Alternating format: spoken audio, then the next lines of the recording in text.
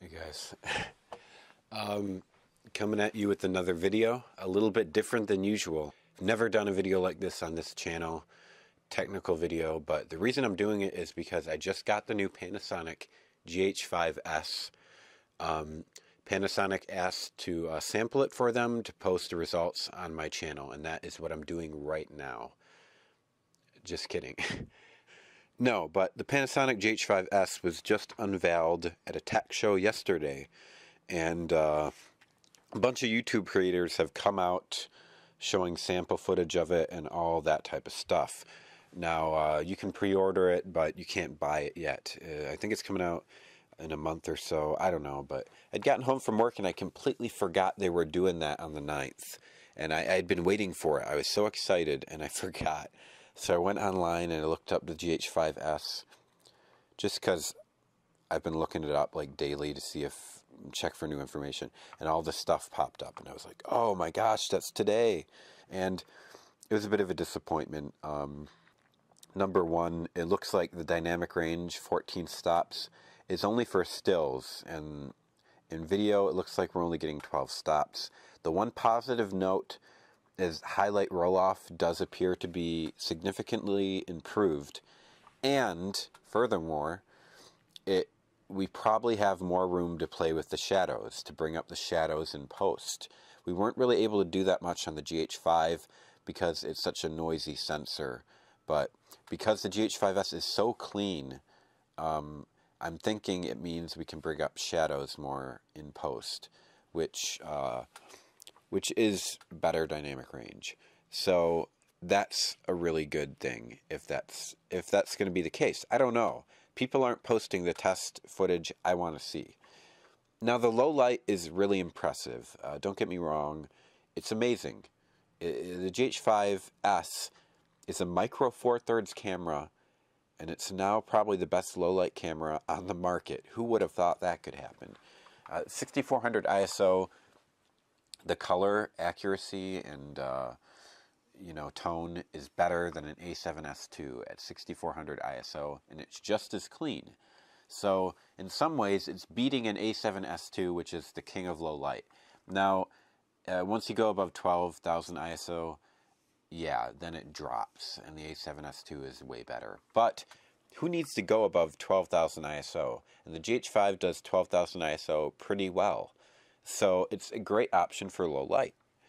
Now, it doesn't have internal stabilization, which is the downfall for me, because it allowed me to manually focus while holding the camera in my hands and recording, which I can't do most of the time because it would be too shaky. But the GH5 allowed me to do that with the internal stabilization. Now, that wouldn't be a big deal if Panasonic had decent autofocus, but they don't.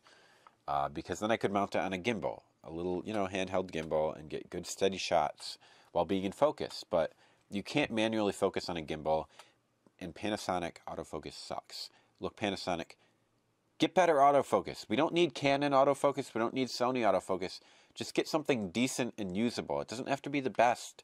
Just something that we can deal with so that we can mount our camera on a gimbal and be in focus. Please, just give this to us. But I don't know what's going on with Panasonic. I don't know why they can't give that to us. But nonetheless, it's an exciting camera.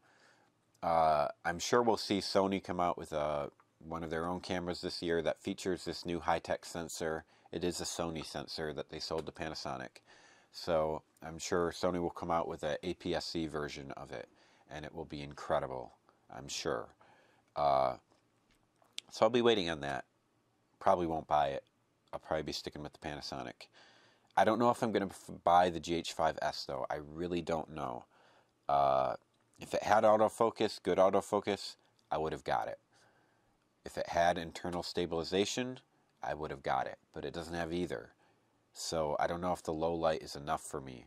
I have my Sony F3 that I bought for low light shooting with an external recorder, which I do have. It records in 10-bit up to 60 FPS in 1080p, and it's good in low light. That's why I bought this camera. It also has internal NDs, which is sweet. But I was hoping I could replace it with the GH5s. Now I don't know if it's worth it. Now the GH5s will record in 4K. This can't do that. But it's about $1,000 more, the GH5s, than I had to pay for this. So I don't know. I don't know what I'm going to do. We'll see. We'll just have to wait and see. We also don't get 10-bit 60 FPS with the GH5s, which I was really hoping for. Maybe a firmware update, please. Firmware update, please. I'm going to wait. I'm going to wait a little while. Wait till these come up used, and I'll be able to get it like $300 cheaper, $400 cheaper, and see what happens. I wish I had my hands on one now. I really do. I really wish I could play with one. But my GH5 will suit me for now. I'm recording with it at the moment with the Sigma 18-35 lens, which is phenomenal. It's just such a good combo. That lens and camera combo. Can't recommend it highly enough.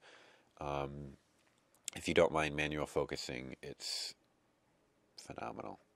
Punisher short is coming soon. I've been busy with work, so my hobbies have been getting behind me, but that's coming soon. Hope you guys like the trailer. It'll be out by the end of the month, hopefully. Anyways, guys, have a good new year. It's going to be a good one, at least for me. So, we'll catch you next time.